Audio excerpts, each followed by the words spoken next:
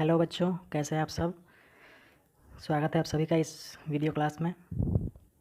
आज हम लोग 8th क्लास के विज्ञान का फर्स्ट चैप्टर का अध्ययन करेंगे, जिसका नाम है दहन और ज्वाला, चीज़ों का जलना। ठीक, जैसा कि आप देख रहे हैं, दहन और ज्वाला, चीज़ों का जलना। इस पाठ के जितने भी इम्पोर्टेंट टॉपिक्स हैं उसको हम बारी बारी से देखेंगे। जो इम्पोर्टेंट नोट्स होंगे उसको आप अपने कॉपी में भी लिख लेंगे, तब उसके बाद फिर हम लोग इसका क्वेश्चन आंसर करेंगे। ठीक, अब चलिए आगे चलते हैं। इस पाठ के अनुसार ये जो पदार्थ हैं, ये पदार्थ दो तरह के होते हैं। पहला है दाह्य पदार्थ और दूसरा है अदाह्य पदार्थ। अब देखिए, दाह्य पदार्थ क्या है। तो ऐसा पदार्थ जो जल सकता है, ठीक, उसे क्या कहते हैं, दाह्य पदार्थ। इसे आप अपने कॉपी में लिख सकते हैं। जैसे कागज़, तेल, पेट्रोल, लकड़ी, पुआल इत्यादि, ये सभी को आसानी से आप जला सकते हैं। तो ये क्या हो गए, दाह्य पदार्थ। अच्छा, ऐसे पदार्थ जिन्हें आप नहीं जला सकते हैं उसे क्या कहते हैं, अदाह्य पदार्थ, जो नहीं जल सकता है। जैसे पत्थर, पत्थर को आप जला पाएंगे नहीं। पानी, मिट्टी इत्यादि, ये सभी पदार्थ जो हैं वो आप इसे नहीं जला सकते हैं। ठीक, तो दाह्य और अदाह्य पदार्थ समझ में आ गया होगा आप लोगों को। ठीक, चलिए अब आगे चलते हैं। अब देखिए अगला टॉपिक क्या है, पदार्थों का दहन और जलने की प्रक्रिया। ठीक, अब सोचिए, आपसे कोई कहे कि किसी वस्तु को जलाने के लिए आपको क्या चाहिए, तो आपका उत्तर क्या होगा। तो किसी वस्तु को जलाने के लिए सबसे पहले आपके दिमाग में आएगा माचिस। क्योंकि बिना माचिस के आप किसी चीज़ को नहीं जला सकते हैं। अच्छा, फिर अगर उसके बाद और पूछा जाए कि और किस चीज़ से आप जला सकते हैं, तो आप लाइटर से जला सकते हैं। किचन में जो गैस होता है वो देखते होइए कि लाइटर से जल जाता है आसानी से। ठीक, अच्छा, इसके अलावा और ऐसा क्या चीज़ है जिससे आप किसी चीज़ को जला सकते हैं, सोचिए। आगे चलते हैं।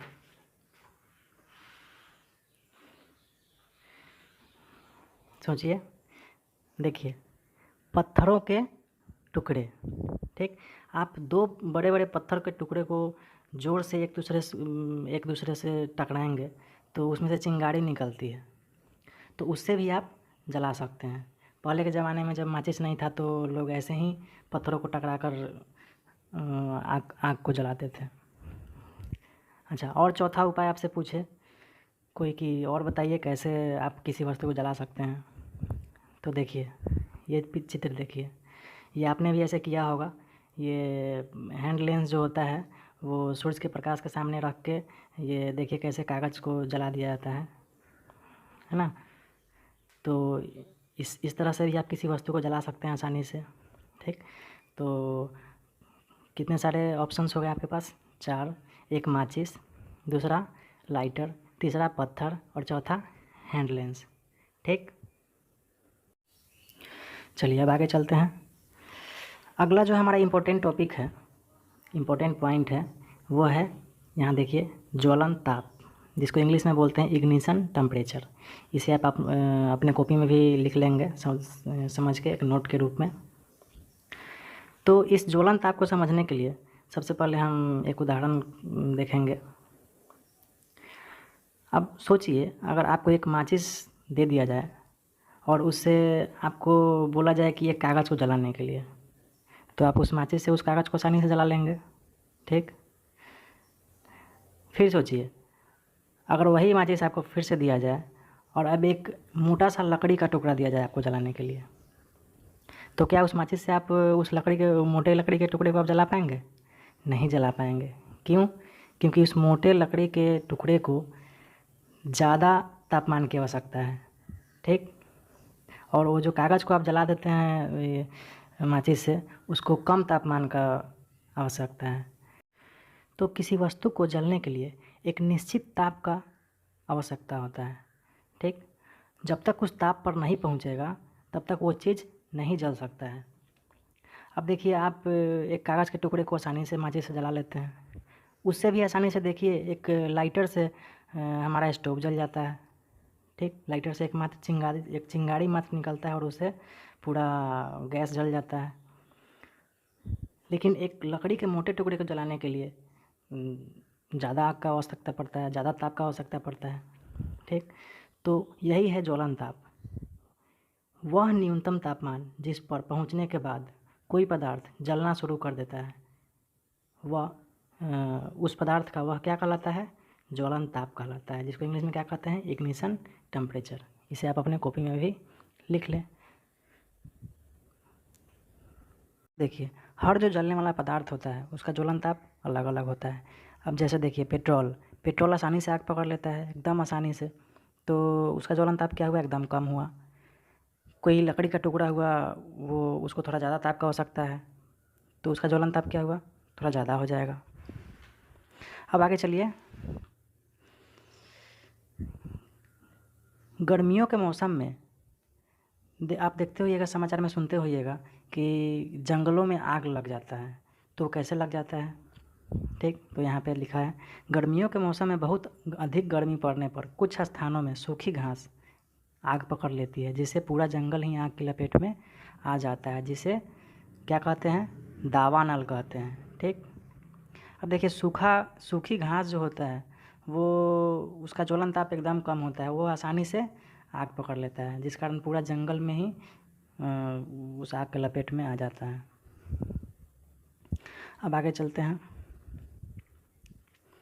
यहाँ देखिए, एक इम्पोर्टेंट टॉपिक है, सफ़ेद फॉस्फोरस जो होता है, आप लोग नाम सुने होइएगा। सफ़ेद फॉस्फोरस नामक पदार्थ का ज्वलन ताप इतना कम होता है कि वह कमरे के तापमान पर ही जल उठता है, इसीलिए उसे हाथ से नहीं छूते। और कहाँ रखा जाता है? पानी के अंदर रखा जाता है। ठीक, तो ये एक छोटा सा एक जीके हुआ आपके लिए कि ऐसा कौन सा पदार्थ है जो कमरे के तापमान पर ही जल जाता है? तो वह क्या हुआ? सफ़ेद फॉस्फोरस। ठीक, जो आप माचिस के तिलियों में देखते होइएगा, वो लाल फॉस्फोरस होता है, वो रगड़ने पे जलता है, लेकिन ये जो सफ़ेद फॉस्फोरस है, ये बिना रगड़े कमरे के ताप पर ही आसानी से ये जल उठता है। ठीक, तो अब बताइए ऐसा कौन सा पदार्थ है जिसका ज्वलन ताप सबसे कम है? सफ़ेद फॉस्फोरस। ठीक, चलिए अब आगे चलते हैं अगले टॉपिक पे। यहाँ देखिए, जलने के लिए और क्या चाहिए? ठीक, जलने के लिए और क्या चाहिए? तो आप तो पीछे पढ़ लिए हैं, जलने के लिए सबसे पहला चीज़ क्या चाहिए? एक ज्वलनशील पदार्थ चाहिए, जैसे लकड़ी, कागज़, तेल, कुछ भी। ठीक, अच्छा, और दूसरा चीज़ क्या चाहिए? उस चीज़ को जलाने के लिए ज्वलन ताप चाहिए। ठीक, तो किसी भी चीज़ को जलने के लिए दो चीज़ तो आप पढ़ चुके हैं, पहला ज्वलनशील पदार्थ और दूसरा ज्वलन ताप। तीसरा ऐसा क्या है जिसके बिना आप किसी वस्तु को नहीं जला सकते हैं? सोचिए। चलिए अब इसको हम देखते हैं। इस चित्र को देखिए आप गौर से, इस चित्र को आप गौर से देखिए। इस चित्र में क्या किया जा रहा है? देखिए, एक छोटा सा मोमबत्ती है, उसको जलाया गया है। ठीक, और वो मोमबत्ती जल रही है। कोई बच्चा इसको क्या किया है, एक शीशा का ग्लास लेके इसको ऊपर से ढकने का प्रयास कर रहा है। सोचिए, अगर आप मोमबत्ती जला रहे हैं, छोटा सा मोमबत्ती, और उसको आप शीशे ग्लास से ढक दीजिएगा पूरा, तो मोमबत्ती क्या होगा? जलेगा नहीं, वो मोमबत्ती बुझ जाएगा। अब सोचिए ऐसा क्यों हुआ, क्यों बुझ गया?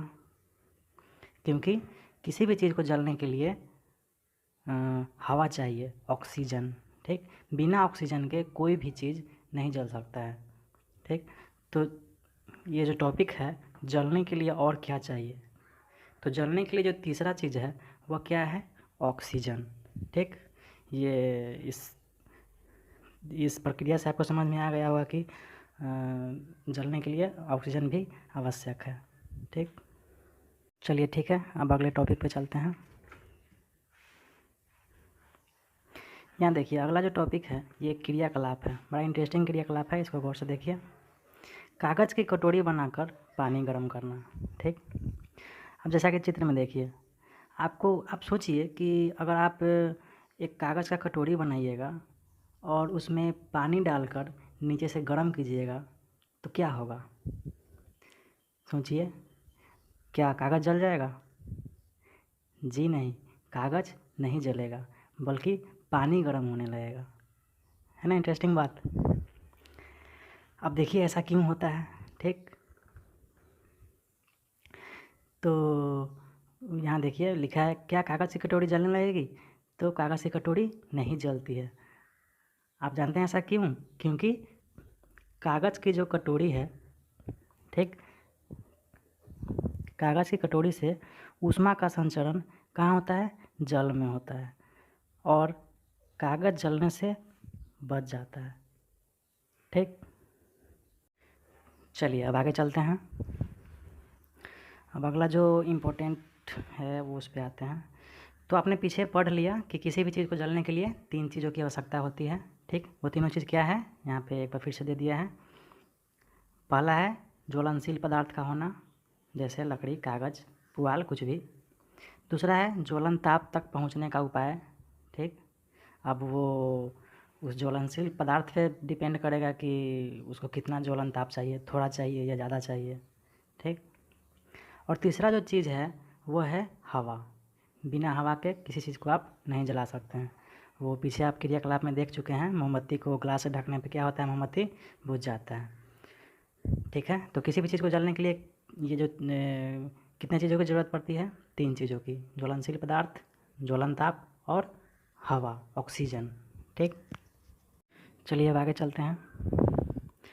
अगला जो हमारा इम्पोर्टेंट टॉपिक है वो है, ये देखिए पीला वाला बॉक्स, माचिस की कहानी। ठीक, अब आप सोचिए कि जब माचिस की खोज नहीं हुई थी, उससे पहले लोग आग कैसे जलाया करते थे और कैसे खाना पकाया करते थे? सोचने वाली बात है। तो जब माचिस की खोज नहीं हुई थी, उससे पहले लोग कैसे आग जलाते थे? पत्थरों को आपस में रगड़ के। सोचिए कितना मुश्किल काम रहता होगा। पत्थर को रोज़ रोज़ टकरा कर आग बनाना, फिर उस पर अपना भोजन तैयार करना, कितना मुश्किल भरा समय रहा होगा। फिर धीरे धीरे माचिस का क्या हुआ? खोज हुआ। तो माचिस का बनाने का जो प्रक्रिया है वो सबसे पहले 1680 में शुरू हुआ। वो किसी से बना था? सफ़ेद फास्फोरस से।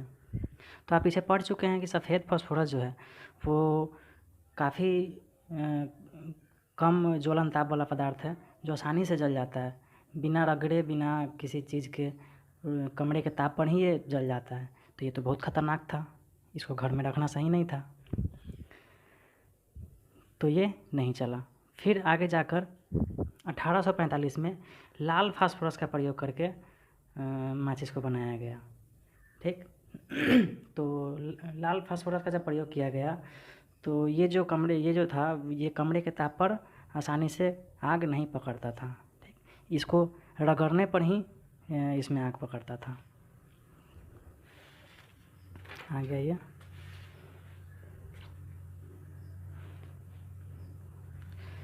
ठीक, देखिए घरों में जो माचिस की डिब्बी आप देखते हैं, आपके घर में जो माचिस की डिब्बी होती है, उसमें तीलियों पर जो लगा होता है वो रसायन, वो क्या होता है? Potassium chlorate.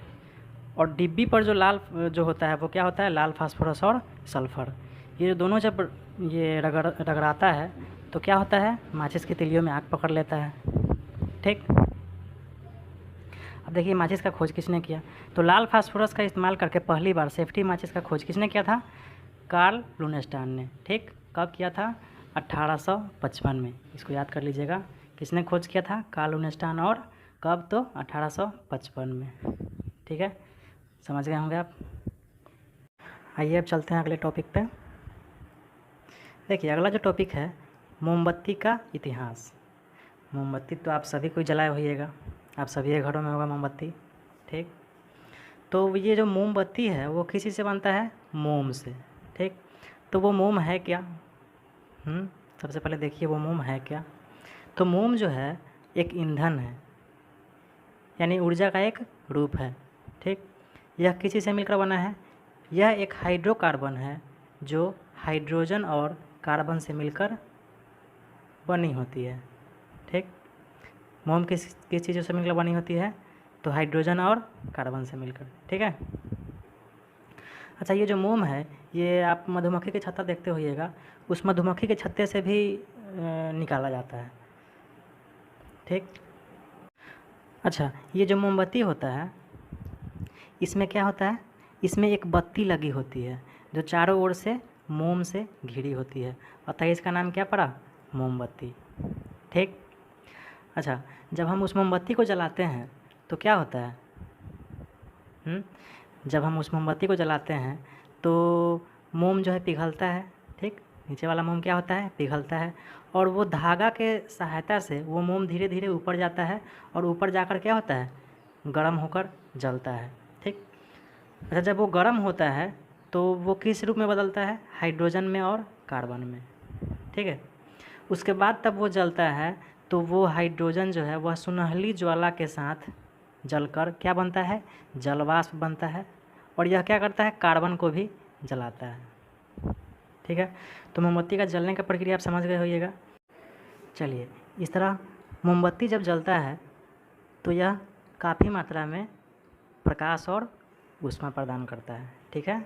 क्या क्या देता है हमें? प्रकाश और ऊष्मा, ठीक है? चलिए, अब हम अगले इम्पोर्टेंट टॉपिक की तरफ बढ़ते हैं, ठीक? इधर तो क्रियाकलाप ही हैं, कोई ख़ास नहीं इधर।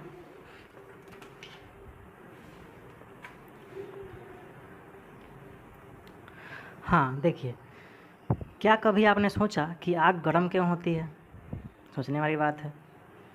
जब हम आग को छूने जाते हैं तो क्या होता है? हम जल्दी से अपना हाथ वापस कर लेते हैं, क्योंकि आग जो होता है वो बहुत गर्म होता है। अब ये गर्म क्यों होता है, ये सोचने वाली बात है। तो इसका आंसर देखिए, जब हम किसी ईंधन को जलाते हैं, जब हम किसी भी वस्तु को जलाते हैं तो उसको जलाने के बाद क्या निकलता है? कार्बन डाइऑक्साइड और जलवाष्प बनता है, ठीक है? ये एक रासायनिक अभिक्रिया है, ठीक है? किसी भी चीज़ का जलना जो है वह क्या है? रासायनिक प्रक्रिया है, ठीक? इस प्रक्रिया में काफ़ी मात्रा में ऊर्जा निकलती है, ठीक है?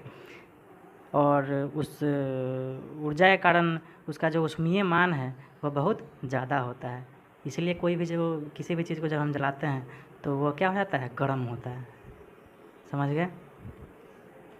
चलिए, अब हम अगले टॉपिक की तरफ चलते हैं। अब अगला जो टॉपिक है वो देखिए, आग पर नियंत्रण कैसे करें।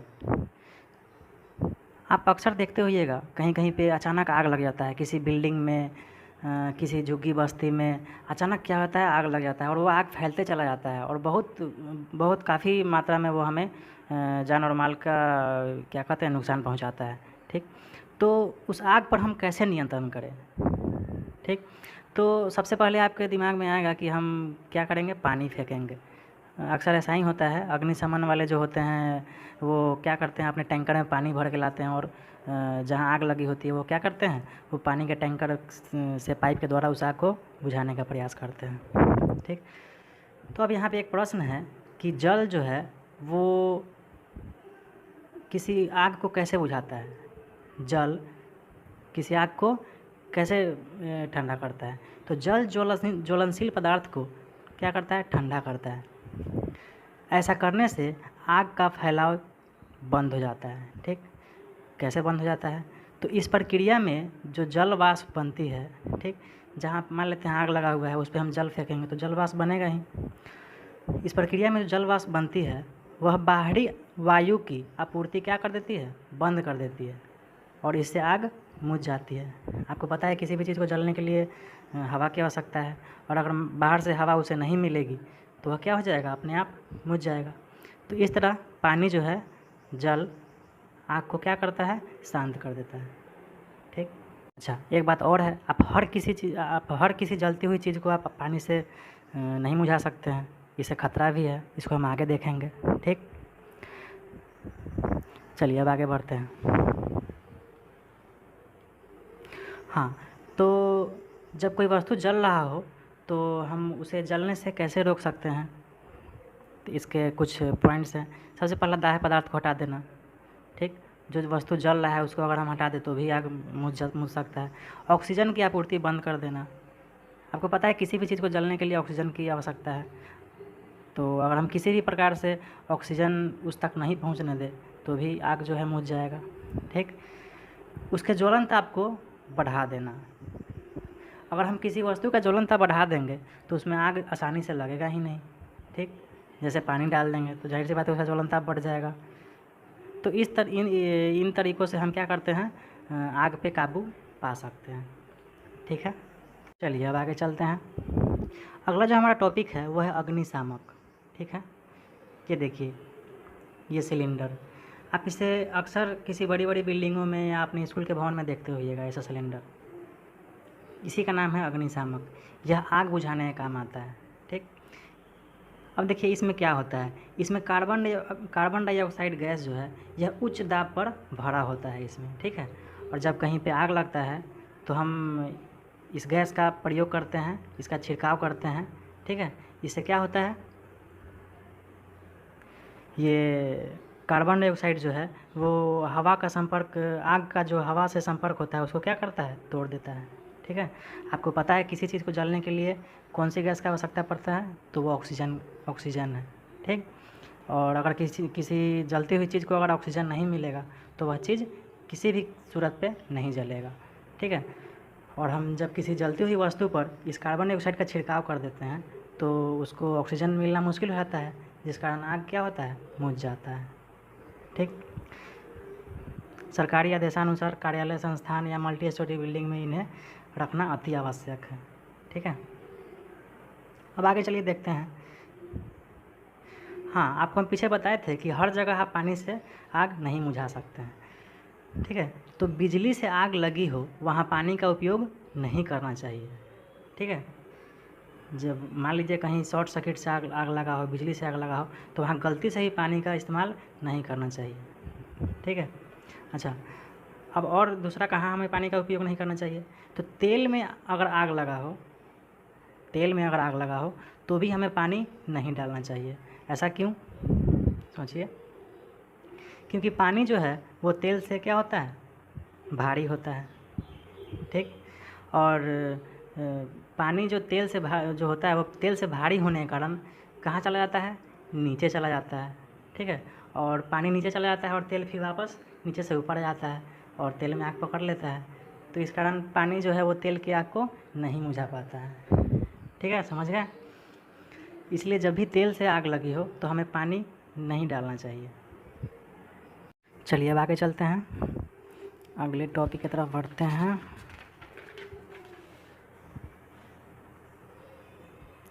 हाँ, तो ये है अग्निकांड।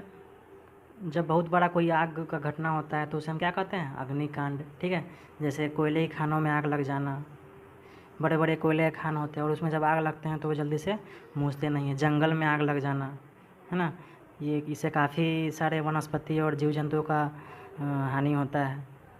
ठीक है, तो ये सब चीज़ों को क्या कहते हैं, अग्निकांड कहते हैं। विस्फोट हो जाना कहीं पे, ये सब अग्निकांड के उदाहरण हैं। अब आगे चलते हैं। मोमबत्ती की ज्वाला जो होता है, मोमबत्ती जब जलता है, ठीक है, तो उसका ज्वाला जो ऊपर में होता है उसका कितना क्षेत्र होता है, 3 क्षेत्र होते हैं। ठीक है, पहला है बाहरी भाग, मध्य भाग और आंतरिक भाग। ठीक है, अब हम तीनों भाग के बारे में देखते हैं गौर से कि तीनों भाग में क्या क्या होता है।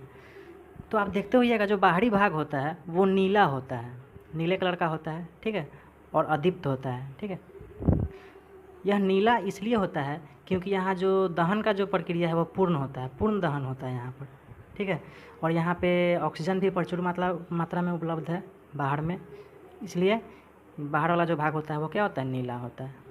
अब देखिए मध्य वाला जो भाग है वो पीला और चमकदार होता है, चमकीला होता है।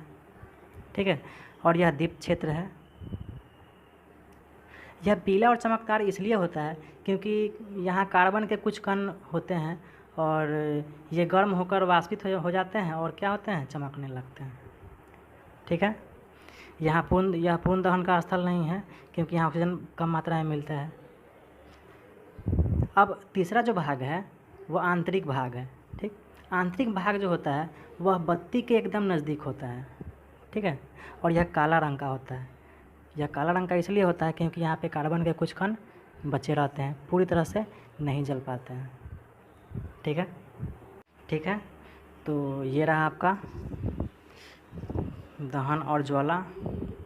अच्छा, अब ये देखिए ये कुछ शब्द है, हिंदी शब्द जिसका इंग्लिश यहाँ पे लिखा हुआ है। ठीक है, तो आप इसको याद कर सकते हैं। ठीक, अगर आपको 10th के बाद अगर साइंस में ज़्यादा रुचि है और आप 10th के बाद साइंस लेकर आगे कुछ पढ़ना चाहते हैं तो मेरा ये सलाह है आपको कि आप जो भी हिंदी टर्म है, वैज्ञानिक टर्म हिंदी के, उसका इंग्लिश टर्म ज़रूर याद रखें, नहीं तो आपको बाद में काफ़ी परेशानी होगी। ठीक है, अब चलते हैं हम इसके आगे, अब इसके क्वेश्चन आंसर की तरफ। ठीक, तो चलिए ये रहा आपका क्वेश्चन आंसर। हाँ, तो हम कहना चाहेंगे कि सबसे पहले आप क्या करें, आप इस बुक को तो पूरा पढ़ चुके हैं, आप क्या करें फिर से इस पूरे बुक को पढ़ें, इस चैप्टर को पढ़ें फिर से, और इन सभी क्वेश्चनों के आंसर आप खुद से देने का प्रयास करें। ठीक, मेरा सलाह यही रहेगा कि आप इसका आंसर खुद से बनाएं। ठीक, ऐसे हेल्प के लिए तो मैं आपको हेल्प करूँगा ही। ठीक है, तो सबसे पहले आप इस दोनों क्वेश्चन को आप अपने कॉपी में लिख लें, ये दोनों क्वेश्चन का आंसर ये रहा।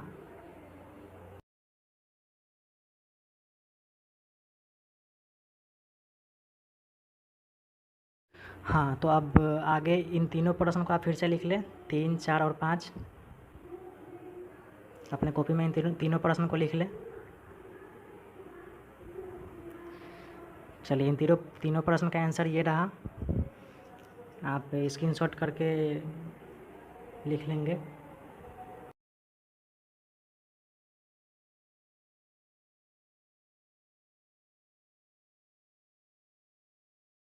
चलिए अब आगे चलते हैं। क्वेश्चन नंबर 6 और 7 को आप लिख लें अपने कॉपी में, इसका आंसर ये रहा।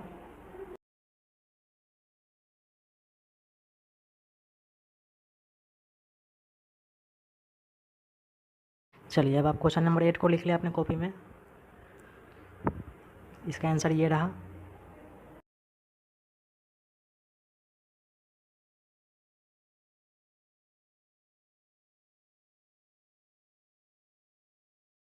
अब देखिए आगे जो है ये फिल इन द ब्लैंक्स है, रिक्त स्थानों की पूर्ति करें। तो देखिए, वह न्यूनतम तापमान जिस पर कोई पदार्थ जलना प्रारंभ कर देता है उसे क्या कहते हैं, याद कीजिए, ज्वलन ताप कहलाता है। ठीक, अच्छा, ऐसा कौन सा पदार्थ है जो कमरे के ताप पर आग पकड़ लेता है, तो बताए थे आपको, सफ़ेद फास्फोरस। ठीक, अच्छा अब आगे चलिए, मोम एक हाइड्रोकार्बन है जो किस चीज़ से मिलकर बना है, आप पढ़ चुके हैं, हाइड्रोजन और कार्बन से मिलकर बना है। ठीक, आगे आइए, ईंधन के जलने पर क्या क्या प्राप्त होता है, तो सबसे पहले ऊर्जा प्राप्त होता है। ठीक है, और कार्बन डाइऑक्साइड बनता है। ठीक है, अगला है, पेट्रोल का ज्वलन ताप केरोसिन के ज्वलन ताप से क्या होता है। अच्छा, आप पेट्रोल को जलाइएगा और केरोसिन तेल को जलाइएगा तो सबसे पहले सबसे जल्दी से किस में आग लगेगा, पेट्रोल में लगेगा। ठीक है, तो पेट्रोल का ज्वलन ताप केरोसिन का ज्वलन ताप से क्या हुआ, कम हुआ। ठीक, अब आगे आइए, सही या गलत का निशान पे आपको टिक करना है। तो देखिए हम टिक कर चुके हैं। कागज़ के कटोरा में पानी डालकर गर्म करने पर कागज़ जल जाता है, जी नहीं, नहीं जलता है, आप क्रियाकलाप में पीछे पढ़ चुके हैं, तो ये गलत है। दहन के लिए वायु का होना आवश्यक है, हाँ ये सही बात है, किसी भी चीज़ को जलने के लिए ऑक्सीजन का होना एकदम अनिवार्य है, बिना ऑक्सीजन के आप किसी चीज़ को नहीं जला सकते हैं। आगे, लाल फास्फोरस जो है वो कमरे के ताप पर आग पकड़ लेता है, नहीं ये गलत है। आप बताइए कौन ऐसा पदार्थ है जो कमरे के ताप पर पकड़ लेता है आग, हाँ सफ़ेद फास्फोरस। अब आगे चलिए, चूने के पानी में कार्बन डाइऑक्साइड गैस प्रवाहित करने पर चूने का पानी जो है वो क्या हो जाता है, दूधिया हो जाता है, ये सही बात है। ठीक है, हाँ इसको हम पीछे आपको हम नहीं पढ़ाए हैं। देखिए कार्बन डाइऑक्साइड जो होता है उस गैस का पता लगाने के लिए हम इसी प्रक्रिया को अपनाते हैं, हम क्या करते हैं, इस गैस को चूने के पानी से प्रवाहित करते हैं। ठीक है, और चूना का पानी अगर दूधिया हो गया, मतलब दूधिया रंग का हो गया, तो हम समझ जाते हैं कि वह गैस कौन सा गैस है, कार्बन डाइऑक्साइड गैस है।